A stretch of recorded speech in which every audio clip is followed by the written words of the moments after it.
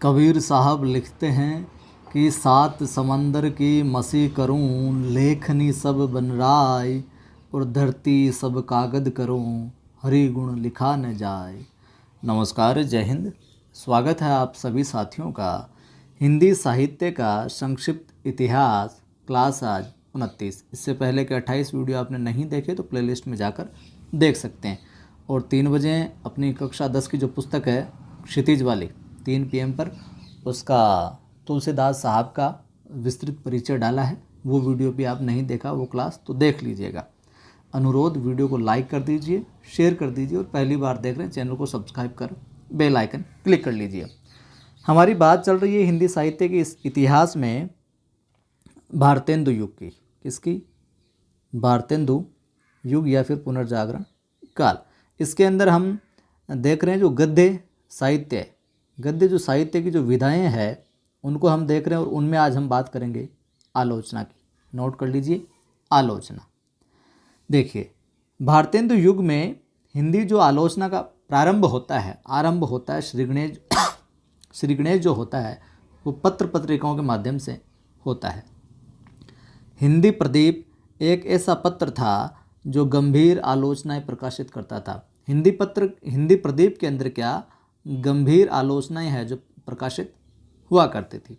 वस्तुतः भारतेंदु युग में आधुनिक आलोचना का रूप यदि कहीं बीज रूप में सुरक्षित है तो वह क्या पत्र पत्रिकाओं में प्रकाशित पुस्तक समीक्षाओं में ही है, बाकी अन्यत्र आपको देखने को नहीं मिलेगा।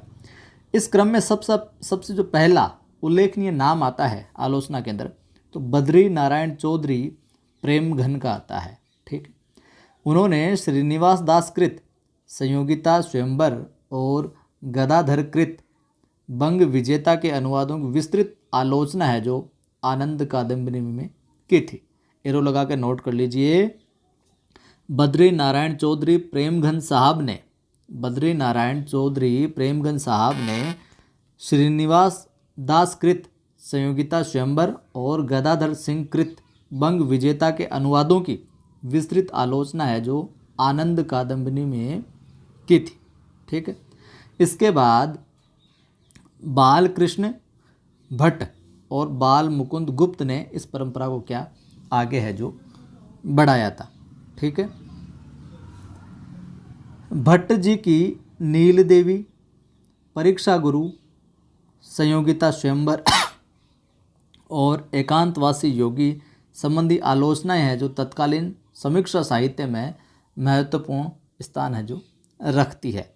इन सभी पर इन्होंने आलोचनाएं लिखी। बाल मुकुंद गुप्त द्वारा लिखित आलोचनाएं भी इसी परंपरा को क्या आगे बढ़ाने वाली है, किंतु उनका कृतित्व बहुत कुछ द्विवेदी युग की सीमा में चला जाता है, फिर आ जाता है।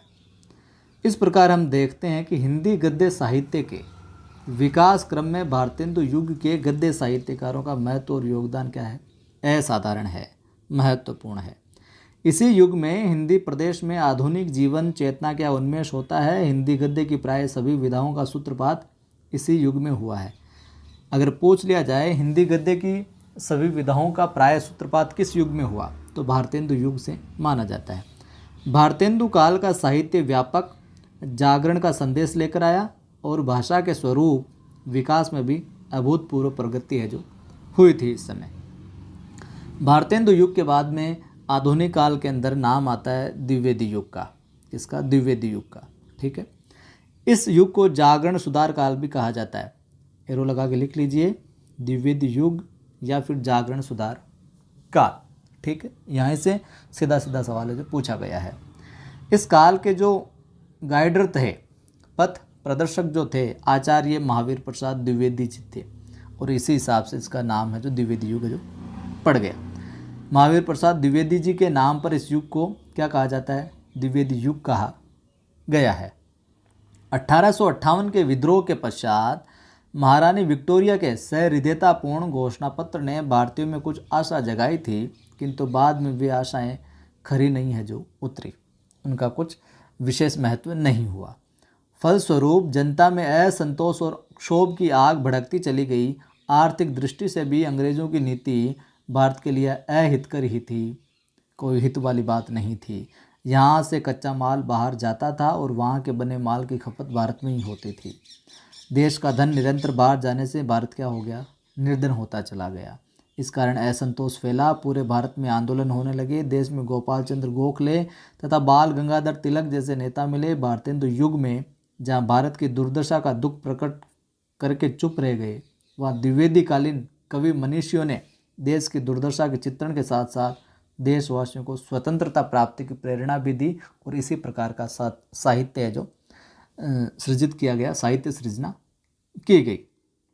आगे हम अब बात करें काव्य धारा। काव्य धारा के अंदर बात करें तो देखिए साथियों, यद्यपि भारतेंदु काल में ब्रज भाषा के अतिरिक्त खड़ी बोली में भी रचनाएं की जाने लगी, किंतु उसे काव्यों के उपयुक्त जो नहीं समझा गया।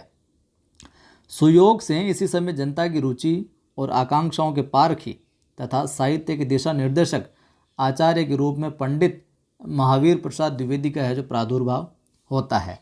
जून 1900 की बात कब की है, जून 1900 की सरस्वती में प्रकाशित हे कविते शीर्षक अपनी कविता में उन्होंने जन रुचि का प्रतिनिधित्व करते हुए ही ब्रज भाषा के प्रयोग पर क्या क्षोभ प्रकट किया था।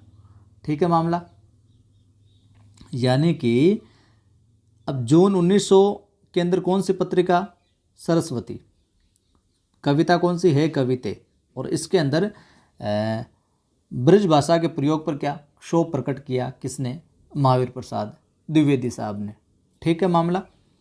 सन 1903 में आचार्य द्विवेदी सरस्वती के संपादक बन गए। अब ये प्रश्न पूछ लिया जाए कब बने ये संपादक इसके, सरस्वती के 1903 में।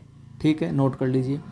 उन्होंने नायिका भेद को छोड़कर विविध विषयों पर कविताएं लिखने के लिए कवियों को प्रेरित किया, कवियों को मोटिवेट किया कि आप कविताएं लिखिए और मैं यहाँ पर इस सरस्वती के अंदर अपने छपेगी वो कविताएं।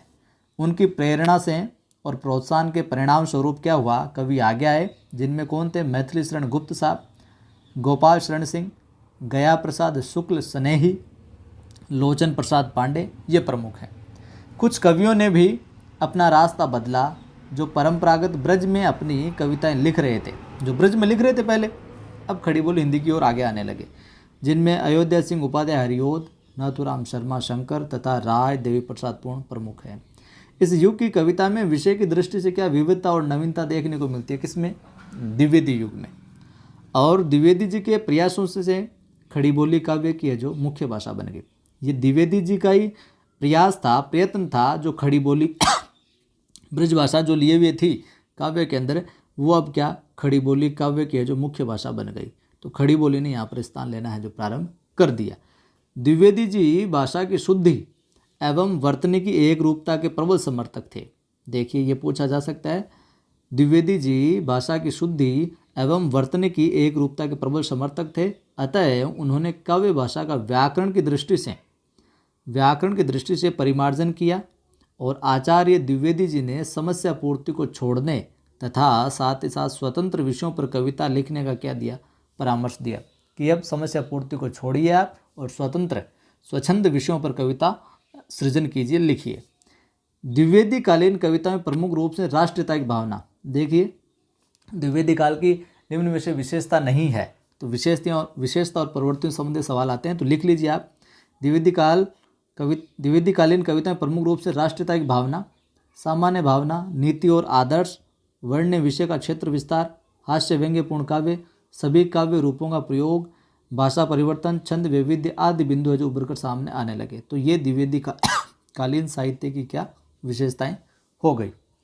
अब इस समय के प्रमुख कवियों की बात करें तो द्विवेदी कालीन जो प्रमुख कवि है उनमें सबसे पहला नाम आता है नाथुराम शर्मा शंकर, 1859 से 1932। नोट कीजिए, नाथुराम शर्मा शंकर।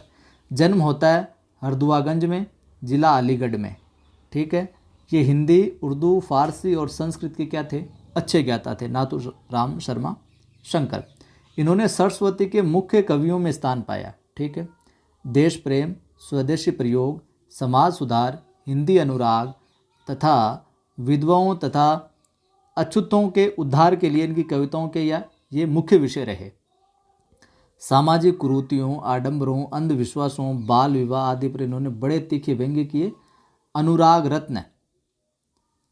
लिखिए प्रमुख ग्रंथ नाथूराम शर्मा शंकर के, अनुराग रत्न, शंकर सरोज, गर्भरंडा रहस्य, शंकर सर्वस्व। तो शंकर नाम उपनाम है तो लगभग रचनाओं में शंकर मिल ही जाएगा। अब देखिए यहाँ पर रहस्य नाम आ गया, यानी कि जो शिव जी है, शंकर जो है उनकी बातें रहस्य में रहती है। शंकर सर्वस्व है, सर्वस्व है वो है शंकर, शंकर सरोज और अनुराग रत्न, ये इनके प्रमुख काव्य ग्रंथ हैं नाथूराम शर्मा शंकर साहब के। ठीक है, आगे बढ़ते हैं अब, जिनमें श्रीधर पाठक, इनका कई बार सवाल पूछा गया है। श्रीधर पाठक महोदय लिखिए 1859 से 1927। इनका जो जन्म होता है वो आगरा जिले के जोंगरी गांव में हुआ था। पाठक साहब का जन्म कहाँ होता है? जोंगरी गांव में हुआ था, आगरा जिले के। अब आपको कि याद होने की समस्या, याद कैसे करें इनको? तो दोहरान ही आप जो साथ साथ में नोट्स बनाते चल रहे हैं इनकी रचनाओं के, रचना काल के, दोहरान ही उपाय है, कोई उपाय नहीं है। तो बार बार दोहरान करोगे वीडियो स्टार्ट होने से पहले तो आपको ये चीज़ें याद हो जाएगी। तो ये खड़ी बोली के तो ये प्रथम समर्थ कवि कहे ही जा सकते हैं। जोंगरी गांव में हुआ था, खड़ी बोली के तो ये प्रथम समर्थ कवि भी कहे जा सकते हैं। इन्होंने सरस्वती से पूर्व ही खड़ी बोली में कविताएं लिखकर अपने स्वच्छंद वृत्ति का परिचय दिया था। अगर बात आए खड़ी बोली के प्रथम समर्थ कवि की तो श्रीधर पाठक साहब का आप नाम ले सकते हो, क्योंकि सरस्वती जो पत्रिका में खड़ी बोली स्थापित हुई थी, यहाँ से शुरुआत हुई थी खड़ी बोली की द्विवेदी युग के अंदर। इससे पहले भी ये खड़ी बोली के अंदर स्वतंत्र रूप से कविताएं हैं जो लिखने लग गए थे, अपनी मनोदशा है जो दिखाने लग गए थे। उसमें देश प्रेम, समाज सुधार तथा प्रकृति चित्रण इनकी कविता के मुख्य विषय रहे। समाज सुधार, देश प्रेम और प्रकृति चित्रण। ठीक है, इनका सर्वाधिक जो सफलता है, इनको सर्वाधिक सफलता प्रकृति चित्रण में मिली, प्रकृति से संबंधित साहित्य सृजन में मिली। इन्होंने रूढ़ि का परित्याग कर प्रकृति का स्वतंत्र रूप से क्या किया? मनोहारी चित्रण है जो प्रस्तुत किया। पाठक जी क्या एक कुशल अनुवादक भी थे, ट्रांसलेटर भी। इन्होंने कालिदास की लिखी एरो लगा के, श्रीधर पाठक साहब ने कालिदास की ऋतु संहार और गोल्ड स्मिथ की हर्मिट, डेजर्टेड विलेज तथा द ट्रेवलर का एकांतवासी योगी, उजड़ ग्राम और शांत पथिक शीर्षक से है जो काव्य अनुवाद किया। देखिए यहाँ पर आपको भ्रमित नहीं होना है। जो गोल्ड स्मिथ की जो हर्मिट, गोल्ड स्मिथ साहब की जो हर्मिट रचना है, इसका हिंदी अनुवाद किया था इन्होंने एकांतवासी योगी नाम से। गोल्ड स्मिथ की जो हर्मिट है इसका किया था एकांतवासी योगी नाम से। ठीक है मामला। और वहीं गोल्ड स्मिथ की जो डेजर्टेड विलेज है, यहाँ पर है ना, गोल्ड स्मिथ की हर्मिट और डेजर्टेड विलेज। डेजर्टेड जो विलेज है इसका किया था उज्जड़ ग्राम से। किस नाम से किया था? उज्जड़ ग्राम से। और यहाँ पर जो है द ट्रेवलर, स्मिथ साहब की जो द ट्रेवलर है, द ट्रेवलर का किया था इन्होंने शांत पथिक नाम से। द ट्रेवलर का शांत पथिक नाम से अनुवाद है जो किया था। और जो कालिदास की ऋतु संहार है, इस नाट्य रचना का अनुवाद इन्होंने किया। ठीक है मामला। और बाकी का किन किन नामों से क्या कुछ किया वो आपने देख लिया यहाँ पर। और इनकी मौलिक जो कृतियों में वनाष्टक, मौलिक कृतियों की बात है, ये तो ऊपर अनुवाद वाली थी। मौलिक कृतियों वनाष्टक, कश्मीर सुषमा, देहरादून और भारत गीत, ये विशेष उल्लेखनीय है जो आती है। अब बात करते हैं महावीर प्रसाद द्विवेदी, इनकी स्वयं की 1864 से 1938 इनका समय काल आता है। देखिए साथियों, इनका जन्म जो है जिला रायबरेली के दौलतपुर नामक ग्राम में हुआ था। जिला रायबरेली के दौलतपुर नामक ग्राम में हुआ था। और इन्होंने रेलवे में नौकरी की, किंतु अधिकारियों के साथ कहासुनी होने पर नौकरी से क्या दे दिया? त्यागपत्र दे दिया। सन 1903 में ये सरस्वती पत्रिका के संपादक बने, जैसे कि ऊपर बात आई थी। और 1920 तक बड़े परिश्रम के साथ, लगन के साथ ये मेहनत है जो करते रहे। सरस्वती के संपादक के रूप में इन्होंने हिंदी भाषा और साहित्य के उत्थान के लिए जो कार्य किया वो हमेशा क्या याद रखा जाएगा। ये कवि, आलोचक, निबंधकार, अनुवादक और संपादक आचार्य थे। इनके मौलिक गद्य पद्य ग्रंथों की संख्या लगभग 80 मानी जाती है।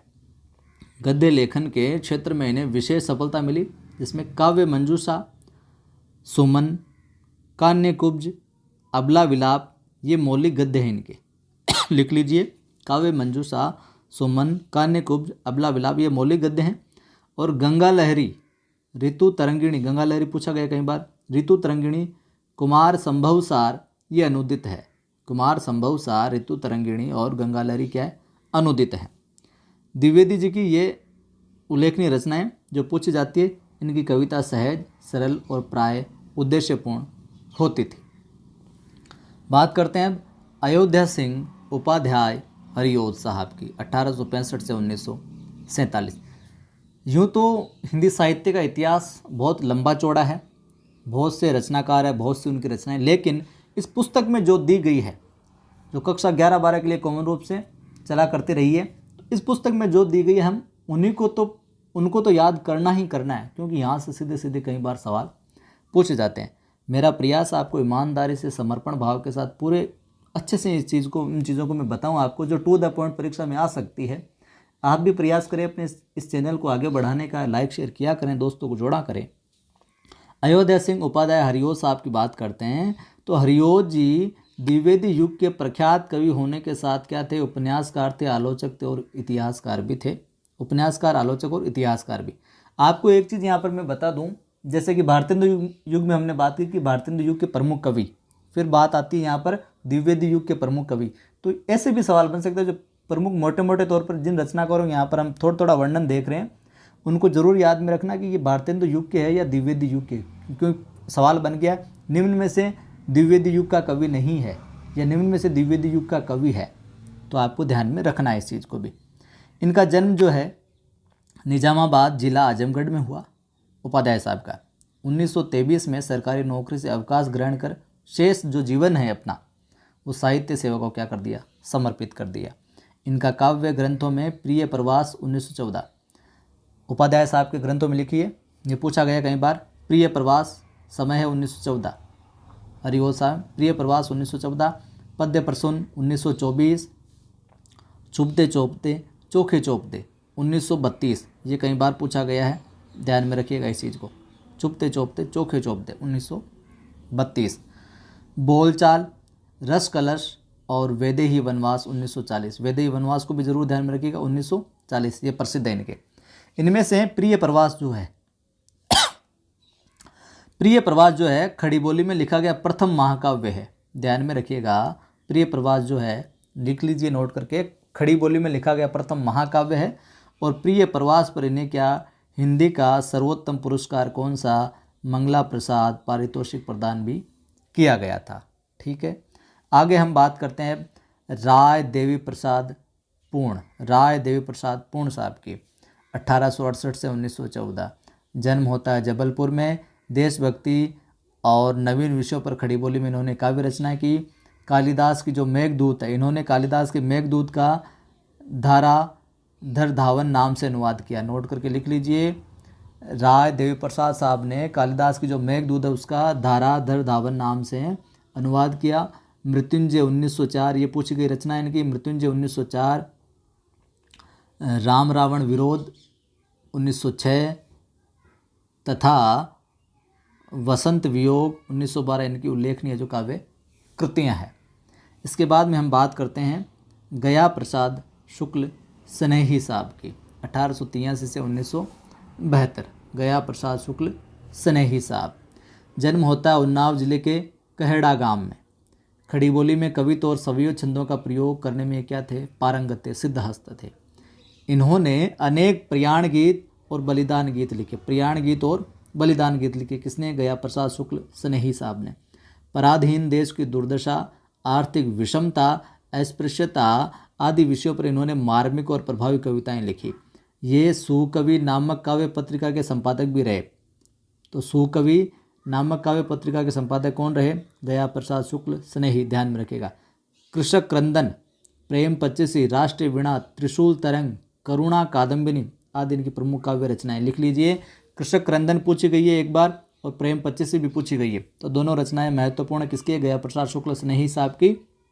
कृषक क्रंदन लिख लीजिए, प्रेम पच्चीसी लिख लीजिए, राष्ट्रीय वीणा, त्रिशूल तरंग, करुणा कादम्बिनी, ये इनकी प्रमुख रचनाएं आती है। आगे हम बात करें मैथिली शरण गुप्त साहब की, जो बहुत ही महत्वपूर्ण रचनाकार है। इनसे संबंधित अक्सर है जो सवाल पूछ लिया जाता है। जन्म होता है गुप्त साहब का चिरगांव झांसी में। ये द्विवेदी काल के सर्वाधिक लोकप्रिय कवि हैं, इसीलिए मैंने कहा कि इनका सवाल अक्सर है जो पूछ लिया जाता है। द्विवेदी के स्नेह और प्रोत्साहन से इनकी काव्य कला में निखार आया और इनकी प्रथम पुस्तक रंग में भंग 1909 है। प्रथम पुस्तक कौन सी है? 1909 में रंग में भंग। किंतु इनकी जो ख्याति हुई, ख्याति का जो मूल आधार है वो भारत भारती है 1912। तो भारत भारती किसकी है 1912? मैथिली शरण गुप्त साहब की। और रंग में भंग गुप्त साहब की 1909। उत्तर भारत में राष्ट्रीयता के प्रचार प्रसार में भारत भारती के योगदान को विस्मृत नहीं किया जा सकता। भारत भारती ने हिंदी मनुष्यों में जाति और देश के प्रति गर्व गौरव की भावनाएं उत्पन्न की और तभी से ये राष्ट्र कवि के रूप में विख्यात हुए। भारत भारती की प्रसिद्धि के बाद में ही मैथिली शरण गुप्त किसके रूप में? राष्ट्र कवि के रूप में विख्यात हुए हैं। तो ये राष्ट्र कवि हैं। ये राम भक्त कवि भी थे। मानस के पश्चात हिंदी में राम काव्य का जो दूसरा स्तंभ इनके द्वारा रचित साकेत ही है। साकेत इन्हीं की रचना मैथिली शरण गुप्त साहब के। ठीक है। खड़ी बोली के स्वरूप निर्धारण और विकास में इनका क्या योगदान बहुत ही महत्वपूर्ण है। गुप्त साहब के लिखे मैथिली शरण गुप्त के काव्य ग्रंथ जयद्रथ वध 1910 बहुत महत्वपूर्ण पूछा गया है। भारत भारती 1912 पूछा गया है। जयद्रथ वध 1910, भारत भारती 1912 लिखते चलिए। पंचवटी 1925 पूछा गया है।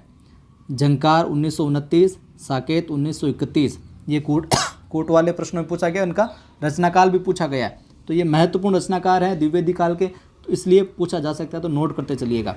झंकार 1929, साकेत 31, यशोधरा 32, द्वापर 1936, जय भारत 1952, विष्णुप्रिया 1957 आदि। प्लासी का युद्ध, मेघनाद वध, वृत्र संहार आदि इनके अनुदित काव्य हैं। तो प्लासी का युद्ध, मेघनाद वध और वृत्र संहार जो है इनके अनुदित काव्य हैं। अब आप बोलोगे साथियों कि सर आप इतनी रचनाएं बता रहे हो, इतने रचनाकार बता रहे हो, उनका रचनाकाल बता, कैसे याद होगा? तो परीक्षा के अंदर क्या होता है, जो रचना और रचनाकाल संबंधित सवाल आता है, कोट वाला रचना और रचनाकाल संबंधित, वो हमेशा जो अति प्रसिद्ध कवि, अति प्रसिद्ध लेखक, अति प्रसिद्ध जो रचनाकार रहे हैं ना, केवल उन्हीं का पूछा जाता है। वरना तो साहित्य के अंदर बहुत सारे हैं जो रचनाकार हैं, लेकिन सबका नहीं पूछा जाता है। जो इम्पोर्टेंट होते हैं, जो बार बार जिनका पूछा गया, जो जिनके किसी न किसी काव्य की जो पॉपुलरिटी समाज के अंदर बहुत ज़्यादा है, उन्हीं रचनाकारों की रचनाओं का रचनाकाल है जो पूछा जाता है। तो आपको मुश्किल से 15-20 रचना 10 या 15 के बीच 15 तक रचनाकार ऐसे होंगे जिनकी रचना और रचनाकाल है जो पूछा जाता है। और हम आगे आने वाले समय के अंदर जो 15-20 रचनाकार कौन से इंपॉर्टेंट जिनकी रचना और रचनाकाल अक्सर पूछे जाते हैं और पूछे जा सकते हैं, उनकी सूची भी मैं आपको अलग से बता दूंगा। ठीक है। आगे हम बात करते हैं राम नरेश त्रिपाठी साहब की, 1889 से 1962। ये अपने द्विवेदी काल का जो पद्य साहित्य है वो चल रहा है अभी। राम नरेश त्रिपाठी साहब, इनका जन्म होता है जिला जौनपुर के अंतर्गत कोहरीपुर ग्राम में। ठीक है। सरस्वती पत्रिका के प्रभाव स्वरूप खड़ी बोली की ओर आए ये प्रवृत्त हुए। इनके 4 ग्रंथ है जो प्रकाशित हुए। लिखिए 4 ग्रंथ राम नरेश त्रिपाठी साहब के। मिलन 1917 इंपॉर्टेंट है, मिलन 1917, पथिक 1920, मानसी 1927 और स्वप्न 1929। हो सकता है परीक्षा के अंदर अब की बार यही सवाल आ जाए, ध्यान में रखिएगा। राम नरेश त्रिपाठी साहब के 4 ग्रंथ प्रकाशित हुए। मिलन 1917, पथिक 1920, मानसी 1927 और स्वप्न 1929। तो क्रम पूछा जा सकता है 17, 20, 27, 29। इधर मिलन लिख दिया, इधर पथिक लिख दिया, इधर मानसी लिख दिया, इधर स्वप्न, फिर उल्टा क्रम दे दिया इनकी रचनाओं का कि मिलान करो साहब। तो ध्यान में रखिए, मिलन 17, पथिक 20, मानसी 27, स्वप्न 29। इनमें से जो मानसी है इनकी फुटकर कविताओं का संग्रह है जो मुख्यतः देश प्रेम, प्रकृति चित्रण और नीति निरूपण से संबंध है। मिलन, पथिक और स्वप्न काल्पनिक कथाश्रित प्रेमाख्यानक खंड काव्य है। बात करें तो इनके अतिरिक्त बाल मुकुंद गुप्त, भगवान दीन अमीर अली मीर, कामता प्रसाद गुरु, गिरधर शर्मा नवरत्न, रूप नारायण पांडे, लोचन प्रसाद पांडे, गोपाल शरण सिंह, मुकुटधर पांडे इस युग के उल्लेखनीय कवि हैं। द्विवेदी युगीन काव्य सांस्कृतिक पुनरुत्थान, ये द्विवेदी काल की विशेषताएं। द्विवेदी काल के अंदर सांस्कृतिक पुनरुत्थान, उदार राष्ट्रीयता, जागरण, सुधार एवं उच्च आदर्शों का काव्य है। इस युग में सभी काव्य रूपों का सफल प्रयोग हुआ। खड़ी बोली के स्वरूप निर्धारण और विकास का श्रेय भी इसी कालखंड को जाता है। तो पूछ लिया जाए खड़ी बोली के स्वरूप, जो स्वरूप है, शुरू तो वहाँ से भारतीय युग से हो गया था, लेकिन पूरे तरीके स्वरूप का निर्धारण और आगे और विकास का श्रेय जो जाता है वो जाता है अपने द्विवेदी युग को, इस कालखंड को जाता है। आज यहीं देखेंगे, इतना ही देखेंगे। कल के वीडियो में देखेंगे हम गद्य साहित्य को, द्विवेदी काल के गद्य साहित्य को। अनुरोध आपसे, अच्छा लग रहा है मेरा ये अध्यापन करवाना, वीडियो को लाइक कर दें, नहीं किया तो शेयर कर दीजिए सभी दोस्तों के साथ, और पहली बार देख रहे हैं चैनल को सब्सक्राइब कर बेल आइकन क्लिक कर ऑल नोटिफिकेशन पर क्लिक करें ताकि हर वीडियो की सूचना मिलती रहे। जुड़े रहें, जोड़ते रहें। जय हिंद।